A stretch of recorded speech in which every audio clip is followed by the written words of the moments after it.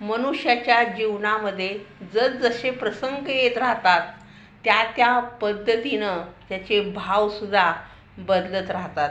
ज्यावेळेला प्रभू रामचंद्र आणि सीता वनवासामध्ये होती, सीतामैया म्हणते, देवा, मला ह्या हरणाची चोळी शिवायची आहे.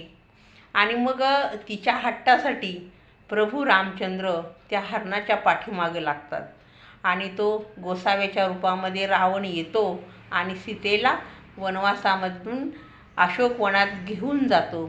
ज्यावेळेला सीता अशोकवनामध्ये एकटीच बसलेली असते, त्यावेळेला असंख्य हरणं तिच्या आजूबाजूला दौडत असतात. गोंडस हरणं इकडं तिकडं फिरत असतात. त्यावेळेला तिथं एक दासी असते रावणाची. ती म्हणते, सीतामैया, तुम्हाला चोळी शिवायची होती ना हरणाची, इथं किती हरणं आहेत. त्यावेळेला सीतामैया म्हणते, नको मला आज या हरणाची चोळी, कारण आज माझा राम माझ्याबरोबर नाही. भाव बदलला.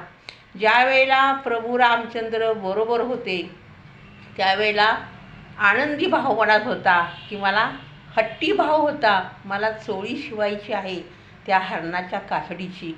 पण आज प्रभू रामचंद्र जवळ नाहीत, ही चोळी शिवून मला काय करायचे, तिचं लक्षसुद्धा नव्हतं.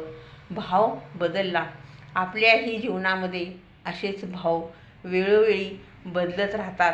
फक्त आपण धीरानं त्याला तोंड द्यायचं असतं आणि खचून जायचं नसतं. प्रत्येकाच्या जीवनामध्ये हे घडत असतं. देवादिकांच्या, संतांच्या असा कुठला माणूस आहे की जो ह्या भावापासून दूर राहिला किंवा तो ते भाव प्रकट करू शकला नाही. म्हणून भाव हे बदलत राहतात, त्याचा जास्त विचार करायचा नसतो.